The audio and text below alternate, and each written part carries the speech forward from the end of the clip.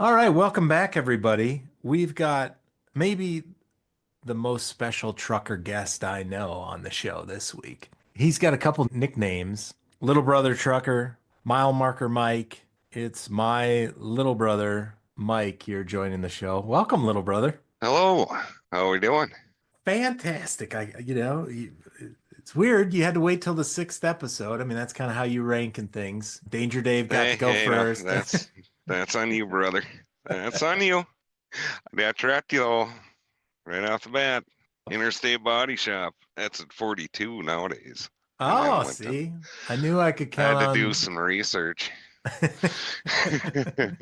to which is go. formally years ago. That's at 5, but Right. it's at 45. You're going east, turn south.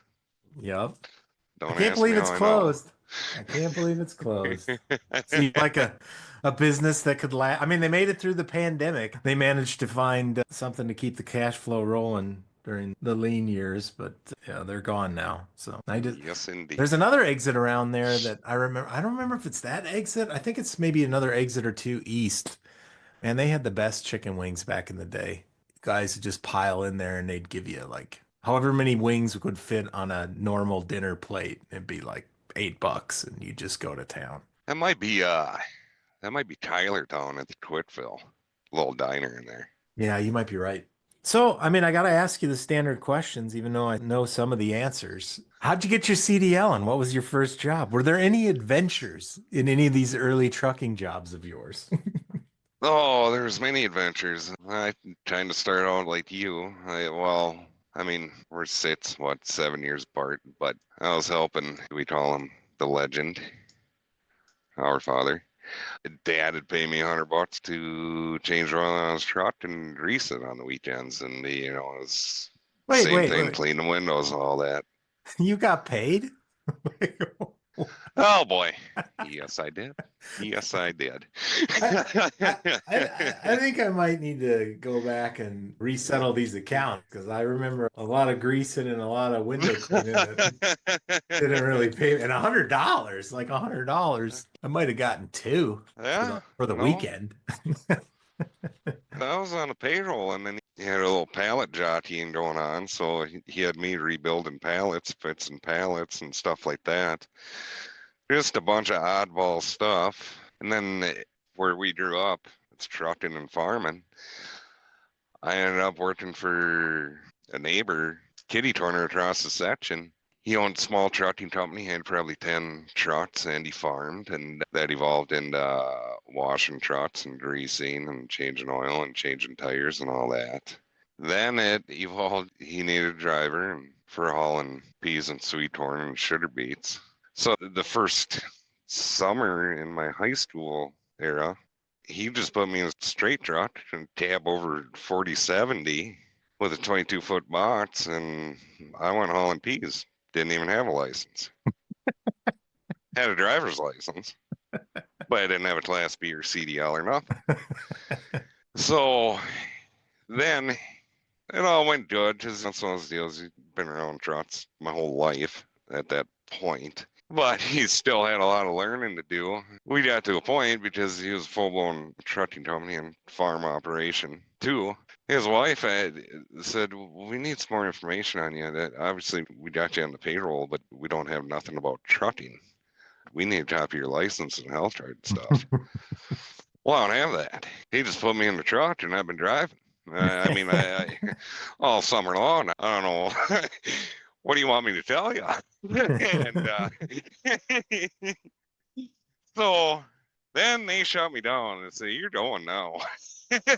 You're going to get your license." So I did, and then I drove truck for him. I did a lot of seed hauling and a lot of red beets, sugar beets, all that jazz.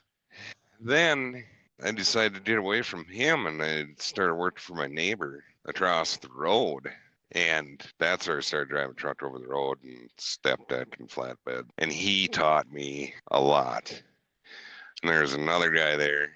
We'll call him Scary. He's another one that, hands down, he taught me everything I know.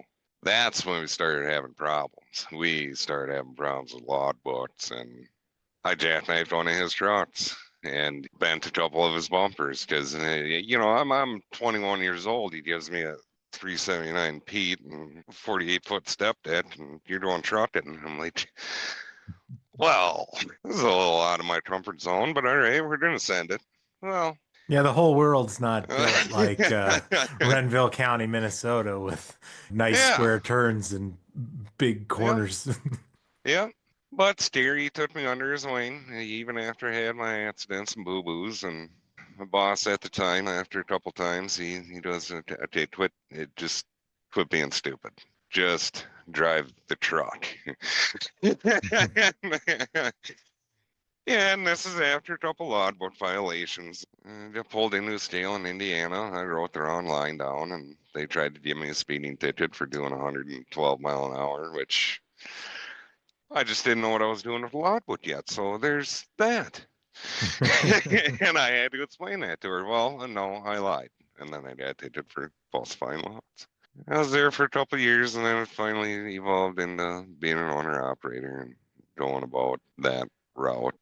What happened in the jackknife? Oh, it was freezing rain in the Twin Cities. I was getting on an on-ramp, and between freezing rain and black ice, the truck let loose going around Cloverleaf, and we went over the side and a jackknife the step that went into the sleeper. You were Just empty? free deal. It was, nope, I was loaded, Hmm. and it was 15, 20 miles an hour, and it was slow motion. Yeah, once it starts going, it's the outcome is out of your hands largely. At that point, you're just waiting to see how it turns out. Wanted to teach me a lesson. He made me drive that truck for 6 months, so I had to Hmm. explain to everybody what I did. There was no taking it to the body shop the next week. It was, no, Wear that badge around with you a while. yep. And it was a beautiful truck. I felt horrible. It strips away at your pride, but life goes on. You just tell him the last guy who drove it was an idiot. That's right. Yep. But hands down, it was a good experience. I mean, there was things that weren't right or as far as paperwork and the logistics of me starting trucking, but we made it through. And I would like to say I'm a good truck driver to this day. You learn a lot from stuff like that. I mean, there's nobody's perfect in this industry. Yeah, for sure. It's And once you think you got it figured out, something will humble you. That's the weird part about this industry. Yeah, and the other way to learn, and kind of part of the reason for us all going from talking about a podcast and laughing about all the funny stuff we'll talk about to actually doing a podcast is we learned a lot from hearing the stories, just like that one of mishaps or and one of them is it's okay to forgive yourself for goofy stuff. Whether you got your Danger Yeah. Dave burning a set of rubber off of a trailer because you didn't get out and know that you should check and try to answer the question, why the hell do I have to shift so fast this morning? Yep. Yep. This thing's Yep. really dropping RPMs quickly every time I let it out of gear. Oh yeah. To stuff like jackknifing one, or I'll never forget the cranking of 45,000 pounds of frozen potatoes because I didn't do a tug test on my fifth wheel and I dropped a trailer on the landing gear when it was about 10 below up in Plover, Wisconsin. And you stand out there and you do shifts cranking that thing back up and give it 30 good cranks in low gear and then go sit in your truck for 5 minutes and warm up and think about what you've done and then do that about 15 more times over the course of the next hour. You know, Yeah. you learn some lessons that way and you remember them. But the reason for the podcast is to share some of them so maybe somebody can avoid repeating any of these at least once. Right. Right. And that's the thing. Our home farm, you operate out of there, and when I was parked in there when I was younger, when I first owned my truck. One time I got distracted. I dollied off the trailer. I'm like, we're doing dolly off the trailer and put the truck in the shop and start working on it. But I got sidetracked, decided to go into the shop and do something, and I trained the dollies and pulled the pin, and I heard a bang outside, and I looked out the shop door, and my truck's rolling away into the middle of the yard. I'm like, Oh, that's what I forgot. My airlines are still hanging at the front of my trailer, and the truck's all in the middle of the yard. I'm like, that's not good. Right. No, we got more to fix. And then you learn that you need to have a three-step process. You need to do it all or none. Right. I'll never forget that one. Then you realize it might be a good idea to have a spare set of airlines around. Or at least some couplers. You know, Yeah. start piecing stuff back together when you're on the road and something stupid happens. I will admit that, the sound of your glad hands hitting the back of your cab is, yeah, I think it's Oh, much it's worse when painful. you're sitting in the cab than when Yep. you're 50 yards away and you hear it. It's much different sound, probably a little bit different reaction. It's a sound you'll never forget. Oh yeah, once you've heard it once, you don't have to ask yourself, I wonder what that was the second time. Yeah, you just pray that you didn't break one, Yeah. crease the line so bad or something that now you're looking at your trailer not connected to your truck. You get to crank that up and you get to try to figure out how you're going to patch together an airline. Oh yeah. Oh yeah. Speaking of that, you should ask Danger Dave, or maybe I don't remember if he elaborated on the first time, but with these RGMs, he had to be very strategic about steps with unhooking the gooseneck. Dave told me a story one time. He pulled his airlines, the electrical tore it out in the port of Baltimore, and he got it all put back together, but he was in a hurry. He wasn't paying attention, and he hooked the left and right turn signal up opposite. And when he left Baltimore, he had people yelling at him on the CB, like, "Hey, why are you doing right? But you're why are you signaling right, but you're going left, buddy?"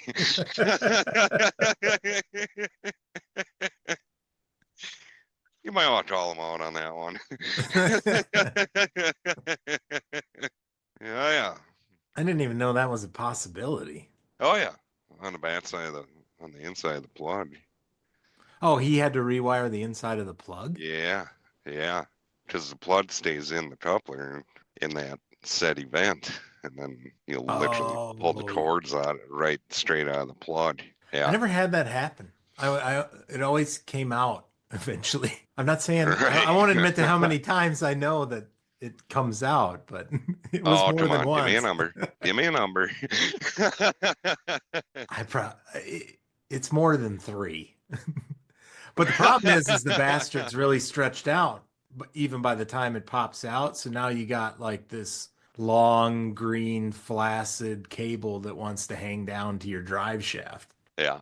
And then you got Yeah. to figure out what you're going to do. But I mean, it just gets dumber and dumber as you go. Oh, And yeah. and an airline's one thing, like that's cheap, but buying a new pigtail like that stings. Yeah. And the old Yeah. one's useless. Yeah. So we were talking the other day, and I've been, of course, around for part of your saga with these new engines and DEF, and we've got another guest on the show this week who's going to talk a little bit about their products and maybe how that might be a part of a solution that works better. But let's talk a little bit about your journey with DEF and DEF engines and then kind of what you're doing about it now to kind of mitigate some of the pain of the reality of these new engines that don't seem to want to last more than 500,000 miles no matter what you do. Yep. It's a tough call with these new engines. I mean, I think it's 50-50. I think a lot of guys have good luck with them. And there's other guys that don't. Their biggest thing is if you got a truck that has to work where you're hauling heavy 80,000 pound loads all the time, that's the best for it because your engine temps are always up hot. They're up high, and therefore your exhaust temp and everything, it makes the regen and the def process work a lot better. But the carbon buildup in the engine between the EGR, I mean, depending on Cummins, Detroit, what they all nowadays got EGR and the regen DPF def process. The biggest killer to these engines is the soot and the carbon buildup.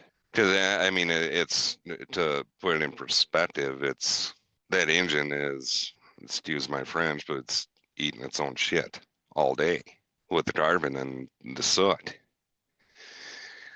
So what I do, I've been running it.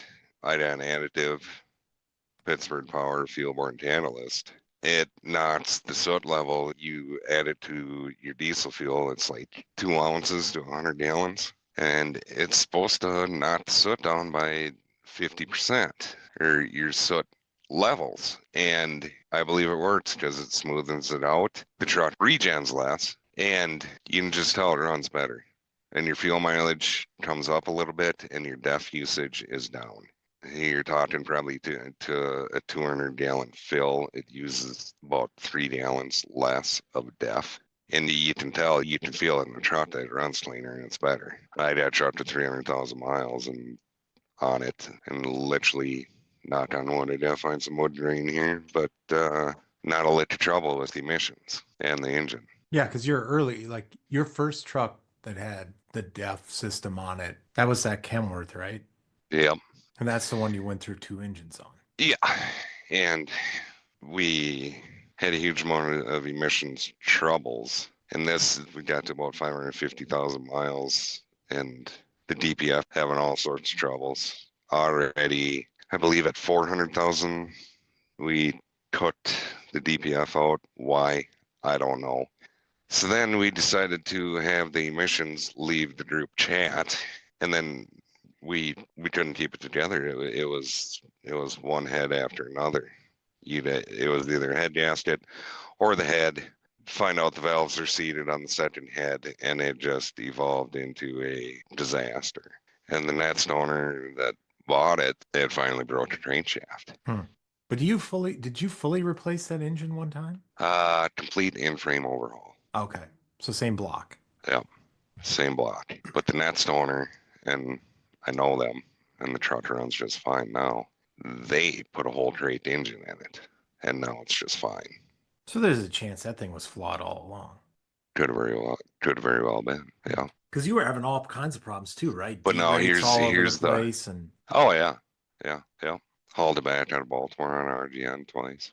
I think you're doing it wrong, driver. You're supposed to pull the RGN, not be on the Yeah, yeah, RGN. yeah. Once in a Pays while, I better when you hauled it pull it. home once.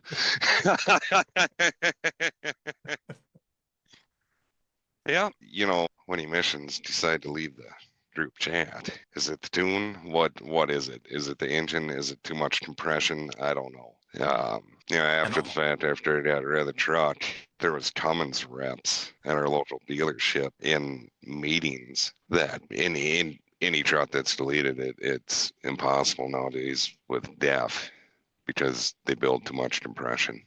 It doesn't matter what kind of program you got with it. They build too much compression and it kills them. But what was crazy, the Pittsburgh Catalyst, the Fuel-Borne Catalyst, that when they pulled that engine apart the first time, when it had to get overhauled, which it was literally 30,000 miles after the emissions left the group chat, they said that is the cleanest engine they ever saw that they tore apart. And the only reason they had to tear it apart was because number 5 cylinder liner tipped. Because, yeah, of course, the whole delete debate has taken twists and turns. But I mean, when you're sitting there with the biggest, one of the biggest investments of your life, probably second biggest investment next to your house, and you're trying to figure out how to not go bankrupt with this machine because of something the government mandated, I mean, you're going to try what you're going to try to salvage the situation, right? Like it's, Right, I mean, what are right. you supposed to do? I mean, there was no cash for clunkers program for deaf engines that you go turn it in and basically get your money back and get a new engine. So, Right. you're stuck you're making you got poop and you got bread. You're making a poop sandwich. However, Yep. put Yeah. put relish, put cheese, but it is what it is. Yeah. Yeah. Yeah, and that I mean that led to all kinds of And adventures too, right? Between the software and the dealer hooking up the update machines, or right. I mean, there was no fun thing trying to manage trying to get that engine to perform without the emission stuff on it. oh yeah. Yeah. Yep. And yeah, it was just a racket. And I'll never do it again. But you gotta be smart with emissions trucks nowadays. I mean, no idling.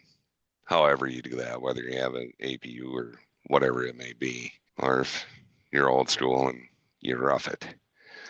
But truck manufacturers should really think about it because you can take a 99 truck, a 1999 Kenworth, whatever, with a Detroit or Cat in it. You can count on 900 to a million miles before you have to touch that engine, do anything real, you know, open it up. Nowadays, trucks are twice the price, and you don't count on nothing after 500,000 on an emissions engine. And it's almost shameful because it should not be that way. Because now Right. in 1999, what was brand new 10 worth 100,000? Yep. Same truck today is 200,000.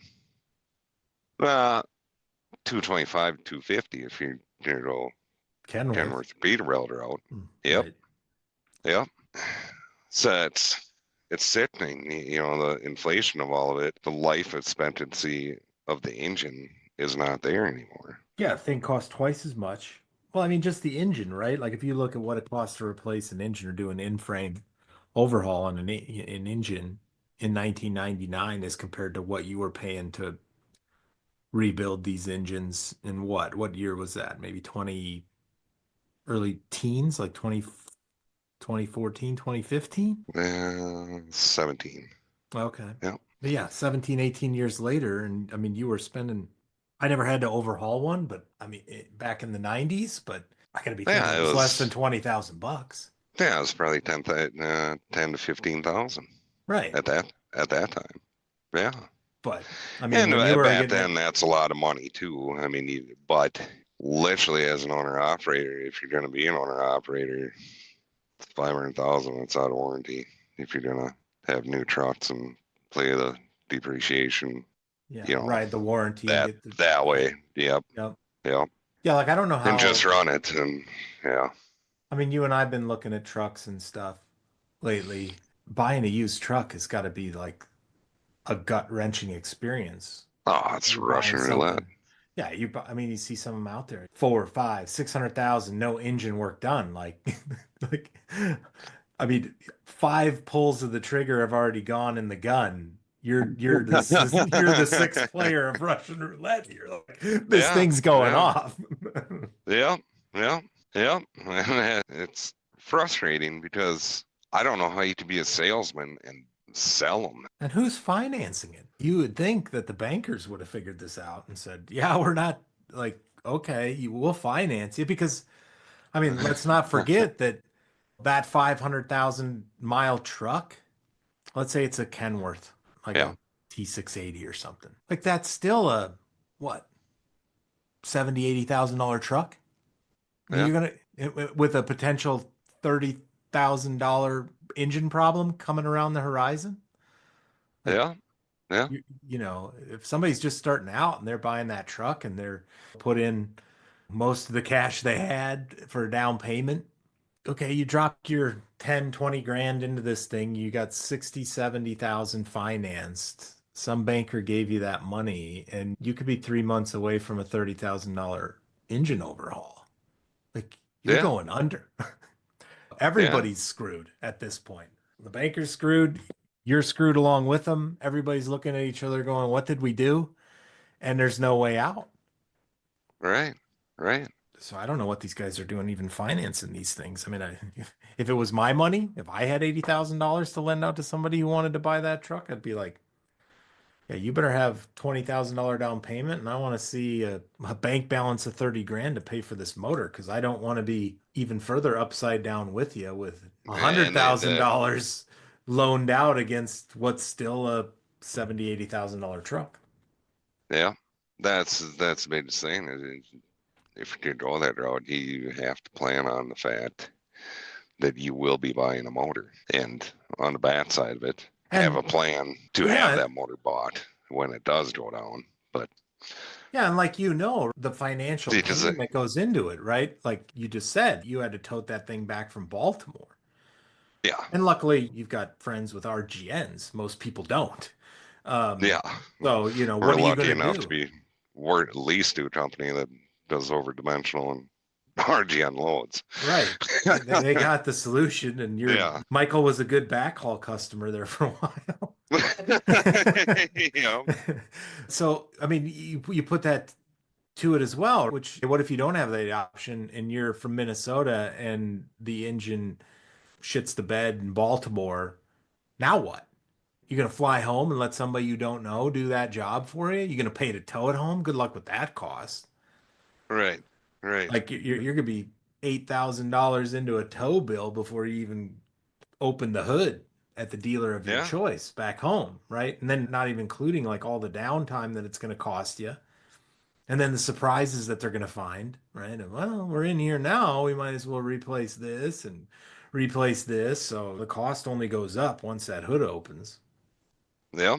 Yeah. So yeah, you can't make money. You're pouring money out as fast as it can possibly come out of your wallet or your banker's wallet, and you're just getting deeper and deeper. It's really it's really nuts at how this has all changed so bad. Like look at any other technology that we have. Like what other technology went backwards so badly to basically cost twice as much and last half as long? Right. Right. If this was a reality in the automobile world, your car company would be bankrupt. Like people would be up in arms. Oh yeah. Yeah. So now, like on the truck you bought, you've been using that Pittsburgh Power stuff the whole time. Yeah. Since I bought it with 100,000 miles on it. Yeah. So last 200,000 miles. Yeah. So if anybody knows anybody over at Pittsburgh Power and they want to contribute to a paid advertisement over here, we gave them the first one for free.